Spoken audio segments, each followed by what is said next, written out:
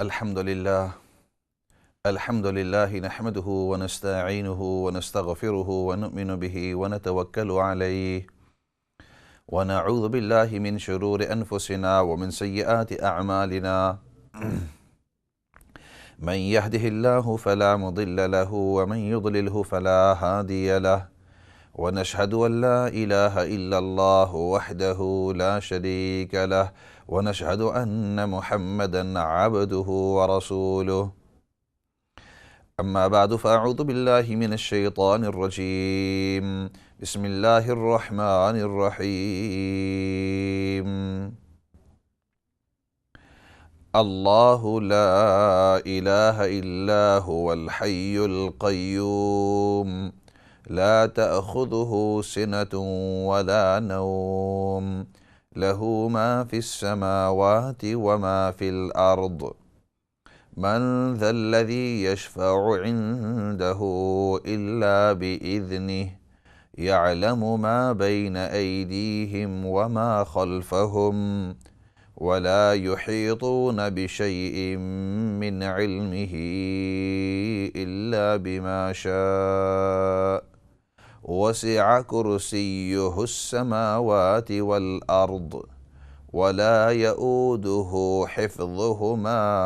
وهو العلی العظیم صدق اللہ العظیم۔ محترم و مکرم سامعین ناظرین، السلام علیکم ورحمۃ اللہ وبرکاتہ۔ جیسے کہ ترتیب ہماری چلی آ رہی ہے کہ عقائد کے بارے میں بات ہو رہی ہے، اور عقائد یہ عرض کیا تھا کہ 7 عقیدے ہیں ہمارے، اور یہ ترتیب قسطوں کی طور پر سیریز ہماری چلی آ رہی ہے۔ پہلا عقیدہ ہمارا کہ آمنت باللہ، میں اللہ پر ایمان لاتا ہوں۔ دوسرا وملائکتہ، اور اللہ کے تمام فرشتوں پر ایمان لاتا ہوں۔ وکتبہ، اللہ کی تمام کتابیں جو اس نے نازل کی ہیں ان تمام کے اوپر میں ایمان لاتا ہوں۔ ورسلہ، اور ان تمام رسولوں پر ایمان لاتا ہوں جن کو اللہ نے منتخب کیا ہے۔ والیوم الآخر، اور آخری جو دن ہے اس پر میں ایمان لاتا ہوں، یعنی قیامت والا دن۔ والقدر خیرہ وشرہ من اللہ تعالی، اور جتنی بھی اچھی اور بری چیزیں ہوتی ہیں تقدیر یہ اللہ کی طرف سے ہوتی ہے۔ والبعث بعد الموت، اور موت کے بعد دوبارہ زندہ کیے جائیں گے، اس کے بارے میں بھی میرا عقیدہ ہے کہ موت کے بعد ایک لمبی زندگی ہے۔ اور ان عقائد میں سے جو پہلا عقیدہ تھا کہ آمنت باللہ، میں اللہ پر ایمان لاتا ہوں، تو اس کے اوپر بات چیت کرتے ہوئے آیت الکرسی کے اوپر بات ہوئی، اور رفتہ رفتہ بات کرتے کرتے کہ آیت الکرسی کے ایک ایک حصے کی تفسیر عرض کرتا گیا ہوں۔ اب تقریباً آیت الکرسی کا جو آخری حصہ ہے اس تک ہم پہنچ گئے ہیں۔ اب ترجمہ ایک مرتبہ کر کے وہاں تک پہنچ جاتے ہیں۔ ترجمہ اس طرح کیا تھا کہ اللہ ہو، کہ اللہ کی ذات ہے، لا الہ الا ہو، کوئی معبود عبادت کے لائق ہے ہی نہیں مگر وہی،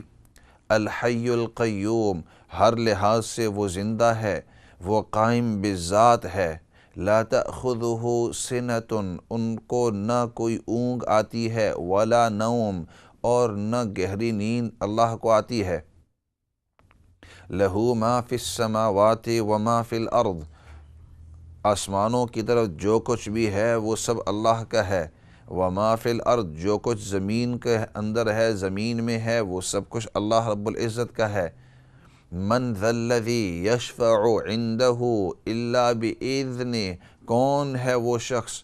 جو اللہ کے سامنے اس کی اجازت کے بغیر کوئی بھی سفارش کر سکے۔ من ذا الذی یشفع عندہ الا بإذنہ یعلم ما بین ایدیہم وما خلفہم، اللہ رب العزت کے علم کا یہ حال ہے کہ ان کے آگے جو کچھ ہے اس کو بھی اللہ جانتے ہیں، ان کے پیچھے جو گزر چکا اللہ رب العزت اس کو بھی جانتے ہیں۔ ولا یحیطون بشیء من علمہ الا بما شاء، اور اللہ کا جو علم ہے اس کا احاطہ کوئی بھی نہیں کر سکتا، کوئی بھی نہیں کر سکتا مگر تھوڑا سا جو اس نے تمہیں دیا ہے۔ وسع کرسیہ السماوات والارض، اور اس کی جو کرسی ہے اس نے آسمانوں اور زمینوں کو اپنی وسعت کے اندر لے لیا ہے۔ وسع کرسیہ السماوات والارض، اس کی جو کرسی ہے، اس کی اللہ رب العزت کی جو کرسی ہے اس نے آسمانوں اور زمینوں کو اپنی وسعت کے اندر لے لیا ہے۔ ولا یؤودہ حفظہما، اور اللہ رب العزت پر کوئی تھکاون محسوس نہیں ہوتی، کوئی گراں نہیں گزرتا، کوئی مشکل نہیں ہے آسمانوں اور زمینوں کو کی حفاظت کرنے کے اندر۔ وَهُوَ الْعَلِيُّ الْعَظِيمُ، اور وہ بہت ہی بلند ہے، بہت ہی زبردست ہے۔ اب آیت الکرسی کے آخری حصے کے اندر اللہ رب العزت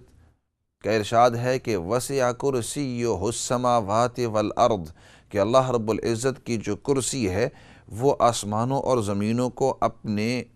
احاطے میں، اپنی وسعت کے اندر لی ہوئی ہے۔ اور جیسے میں نے پچھلے درس کے اندر، پچھلے خطبوں کے اندر اور پچھلے جو سیشنز تھے اس کے اندر میں نے عرض کیا تھا کہ جب اللہ رب العزت فرماتے ہیں سماوات، آسمان، سما، تو اس کا مطلب صرف ایسا نیلا آسمان نہیں ہوتا، ورنہ وہ تو بہت تھوڑی سی مقدار کے اندر ہے۔ سما کا مطلب سمو، اوپر کی طرف جتنا کچھ بھی ہے، تو یہ ہماری جو ارتھ ہے، یہ ہماری جو دنیا ہے گول، تھوڑی سی چھوٹی سی دوسرے پلانٹ کے مقابلے میں یہ چھوٹی سی جو دنیا ہے، تو اس دنیا سے جو کچھ بھی اوپر ہے اس کو سما کہتے ہیں۔ سما ہم اور اردو کے اندر جو آسمان کہتے ہیں، تو آسمان ایک قسم کی ذہن کے اندر یہ شکل ہوتی ہے کہ ایک چھت ہوگا نیلا جیسے، وہ اس چھت کو ہم آسمان کہتے ہیں۔ یہ صحیح ترجمہ سما کا نہیں ہے۔ عام طور پر آپ کو یہ ترجمہ ملے گا عام تراجم کے اندر، لیکن عربی سے جس کو واقفیت ہے، اور چونکہ میں تو وہاں 4 سال رہا ہوں اور دن رات عربی ہم بولتے رہے ہیں مدینہ شریف کے اندر اور یونیورسٹی لیول کے اوپر، تو مطلب انسان کو عربی سے مہارت ہو جاتی ہے، اور ٹرانسلیشن لیول کے اوپر بھی تھا، تو اس لیے جس کو عربی سے تھوڑی بہت مہارت ہوتی ہے تو اس کو پتہ چلتا ہے کہ سما کا مطلب بلند، جو چیز بلند ہو جاتی ہے، اور دنیا سے جو کچھ بھی بلند ہے، فرمایا یہ تمام کا تمام، اب یہ کتنا بڑا ہے اس کا ہمیں کچھ پتہ نہیں ہے۔ یہ دنیا سے، ہماری دنیا سے اگر سپیس کے اندر جائیں، باہر کی طرف فلکیات جس کو ہم کہتے ہیں اسٹرونومی، اس کی طرف اگر جائیں تو یہ کتنی بڑی جگہ ہے، اور کتنے اربوں نہیں بلکہ کھربوں میل ہے، کتنے کھربوں میل ہے، اس کا ہمیں کوئی اندازہ نہیں ہے۔ اتنی بڑی وہاں ایک جس کو ہم سما کہتے ہیں، دنیا سے باہر جو حصہ ہے، یہ کتنا بڑا ہے اس کا کوئی اندازہ نہیں، بلکہ جیسے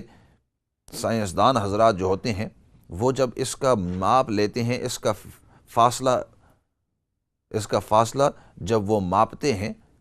تو جو ڈسٹنس ہوتی ہے، تو دنیا کے اندر جب ہم کسی فاصلے کو ماپتے ہیں، اس کا ڈسٹنس لیتے ہیں، تو ہم کہتے ہیں یہاں سے وہاں تک 1 کلومیٹر ہے یا 1 میل ہے، یا یہ کہتے ہیں یہاں سے وہاں تک 1 میل ہے یا 2 میل ہیں، تو 1 کلومیٹر ہے یا 1 میل ہے یا 10 میل ہے، یا یہاں سے لے کر اس ملک تک 1000 میل ہے، یہاں سے لے کر اس ملک تک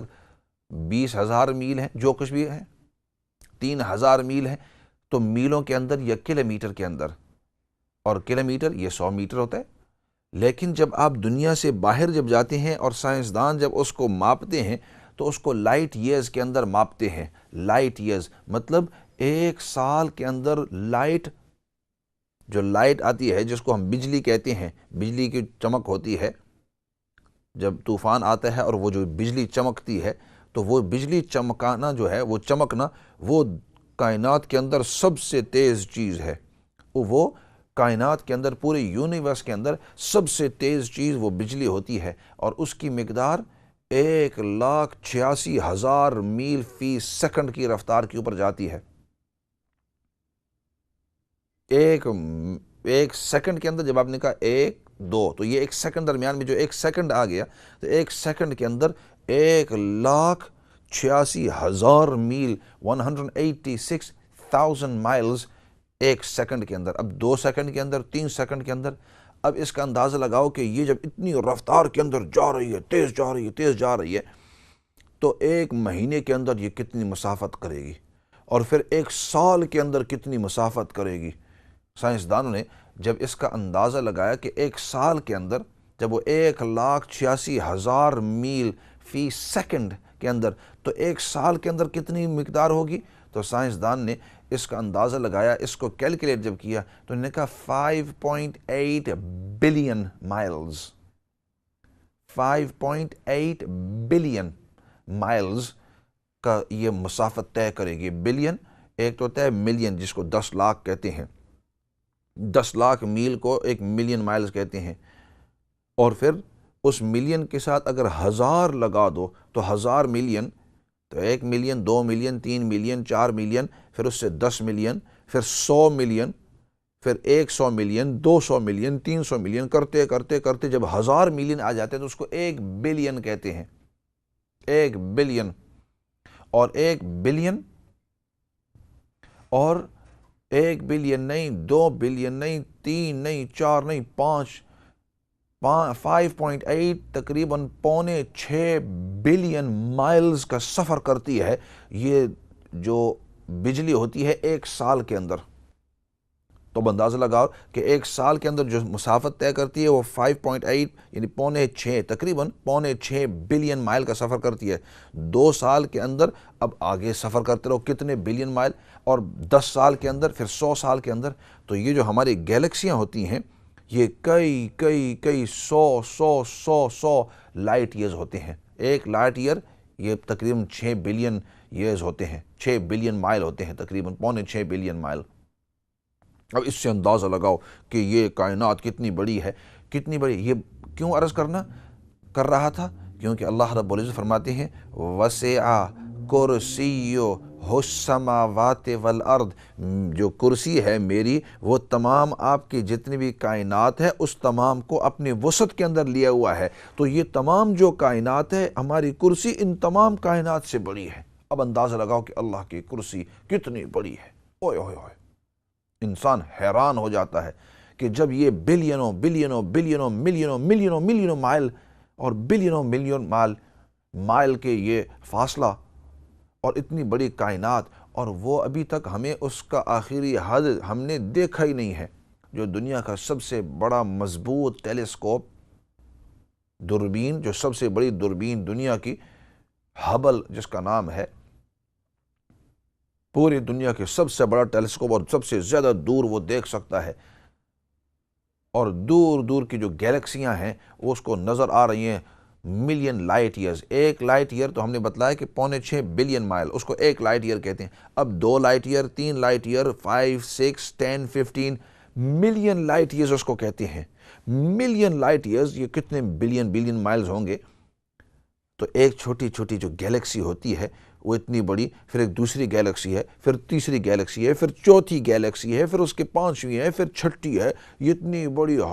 کروڑوں کے حساب سے۔ اور وسعہ کرسیو السماوات، وسعہ وسعت کے اندر لے لیا، کرسیو اللہ کے کرسی، السماوات والارض تمام سماوات کو اور زمینوں کو۔ اب اندازہ لگاؤ، اب آیت الکرسی کا ترجمہ آپ کے ذہن کے اندر آ رہا ہے کہ اللہ کی جو کرسی ہے، اس لیے تو اس آیت کا نام ہی آیت الکرسی، کرسی والی آیت، کہ اس آیت کے اندر اللہ رب العزت نے اپنی کرسی کا ذکر کیا ہے، اپنی چیئر کا، اپنی کرسی کا ذکر کیا ہے۔ اب وہ چیئر کس طرح ہے اللہ رب العزت بہتر جانتے ہیں، ہمیں اس کے بارے میں پتہ نہیں ہے، لیکن اتنی بات ضرور ہے کہ اللہ رب العزت نے ہمیں بتلا دیا ہے کہ وہ بہت ہی بڑی چیز، بہت ہی بڑی چیز ہے، بہت ہی بڑی چیز ہے، اور صرف سمجھانے کے لیے بتلایا ہے، صرف سمجھانے کے لیے، کیونکہ ویسے وہ کتنی بڑی ہے، انسان کا یہ چھوٹا سا ذہن اس کو سمجھ نہیں سکتا، اس کی حد، اس کی مقدار، اس کی حجم۔ اللہ رب العزت اگر ہمیں بتلانا چاہیں تو ہمارا چھوٹا سا دماغ ہے، ہم سمجھ نہیں سکیں گے۔ تو اس کی مثال یوں دی، تو فرمایا اللہ رب العزت کی جو کرسی ہے وہ اتنی بڑی ہے کہ آپ کی یہ جو کائنات ہے، آپ کی جو یونیورس ہے، اس تمام کے تمام کو کرسی اوپر ہے اور اس کو اپنے وسعت کے اندر، کرسی کے اندر لے لیا ہے۔ یہ آپ کو جو بلینوں بلینوں بلینوں مائلز اور ملینوں ملین لائٹ ایئرز کہ آپ کو جو نظر آتی ہے ارد گرد کائنات، تو فرمایا یہ کرسی اس تمام کی اوپر ہے۔ اور پھر آگے دوسری بات فرمائی دوسری آیات کے اندر، وَيَحْمِلُ عَرْشَ رَبِّكَ فَوْقَهُمْ يَوْمَئِذٍ ثَمَانِيَةٌ، فرمایا اور پھر اللہ کی کرسی سے بڑا اس کا عرش ہے۔ اللہ رب العزت نے مخلوقات کچھ اپنی بنائی ہیں، وہ اتنی بڑی ہیں اتنی بڑی ہیں اتنی بڑی ہیں کہ انسان ان کو سمجھ ہی نہیں سکتا۔ اللہ رب العزت کی کرسی بھی ہے اور اللہ رب العزت کا عرش بھی ہے۔ ثم استوى علی العرش، اس کے بعد اللہ رب العزت اپنے عرش پر مستوی ہوئے۔ استوا کا کیا مطلب ہے اللہ اعلم، لیکن عرض کرنے کا مقصد کہ اللہ رب العزت کے کرسی، اللہ رب العزت کا عرش، اور عرش کے بارے میں عرش جس کو ہم کہتے ہیں تھرون، مثال تو نہیں بیان کر رہا ہوں لیکن صرف سمجھانے کے لیے کہ ایک بادشاہ کا اپنا تھرون ہوتا ہے، اپنا عرش ہوتا ہے جس کے اوپر وہ جب بیٹھتا ہے۔ ایک بادشاہ دنیا کے اندر، دنیا کی بات کر رہا ہوں، دنیا کے اندر ایک بادشاہ اپنے عرش کے اوپر جب بیٹھتا ہے اس طرح، تو اس کی بادشاہت، اس کا پاور، اس کی اتھارٹی جو ہے وہ لوگوں کے سامنے ظاہر ہوتی ہے۔ تو اللہ رب العزت بتلانا چاہتے ہیں کہ میری بھی اتھارٹی ہے، میرا بھی ایک عرش ہے۔ اور فرمایا وہ عرش کیسا ہے، اس کے بارے میں حدیث پاک میں آتا ہے، نبی کریم صلی اللہ علیہ وسلم کا ارشاد، ابو داؤد شریف کی روایت ہے، فرمایا کہ اللہ رب العزت نے مجھے اجازت دی ہے کہ میں عرش کے جو فرشتے ہیں حملۃ العرش، عرش کے بارے میں اور عرش کے جو فرشتے ہیں ان کے بارے میں تمہیں تھوڑا سا بتلا دوں،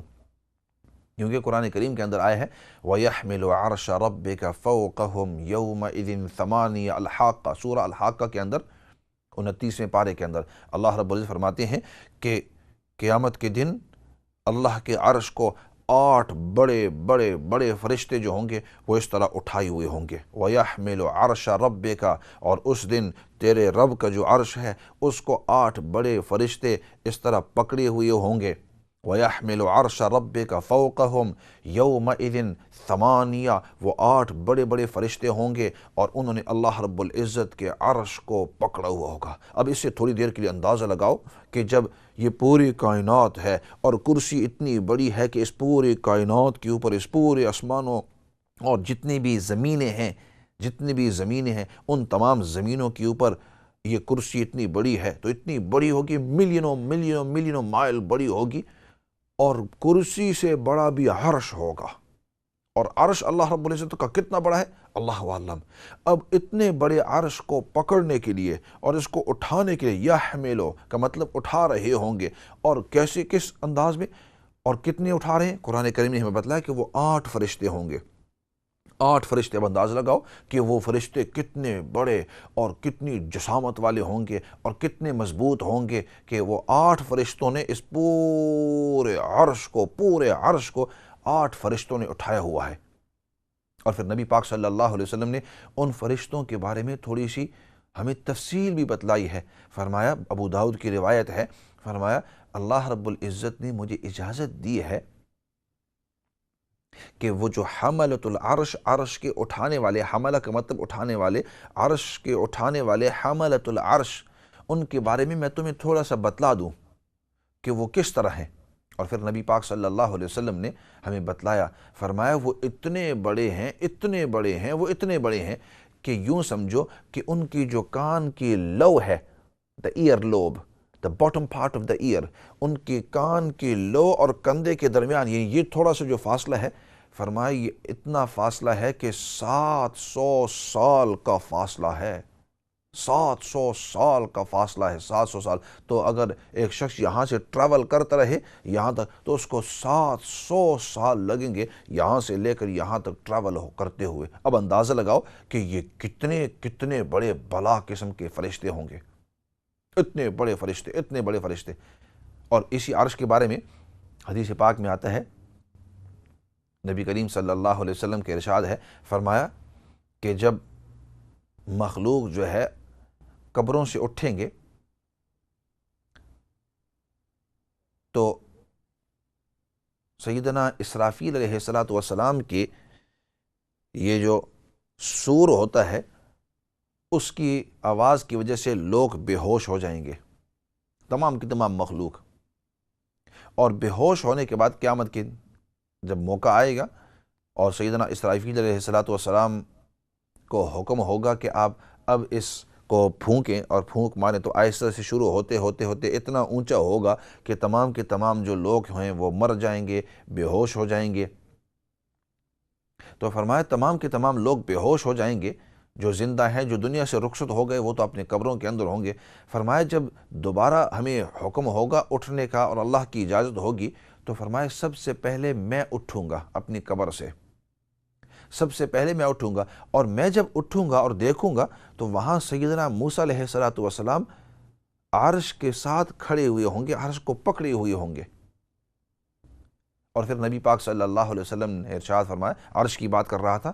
تو عرش کو موسیٰ علیہ السلام پکڑے ہوئے ہوں گے۔ تو فرمایا آپ صلی اللہ علیہ وسلم نے حدیث پاک کے اندر، مجھے اب پتہ نہیں ہے کہ اب یہ مجھ سے پہلے